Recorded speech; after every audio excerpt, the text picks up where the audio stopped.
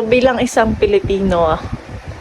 na naninirahan dito sa bansang Pilipinas, anong masasabi mo sa nangyayari sa bansa, lalong higit sa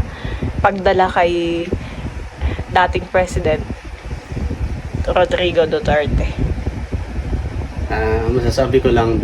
bilang isang Pilipino at hindi isang Duterte supporter at hindi rin BBM supporter, so bilang isang Pilipino na lang, masasabi ko lang siguro dapat hindi na talaga dumating sa isang pangyayari na ang ating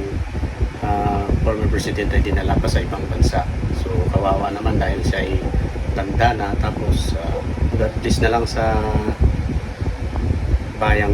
natin sa bansang Pilipinas sa mga mangyayaring ito na medyo magulo tayo ngayon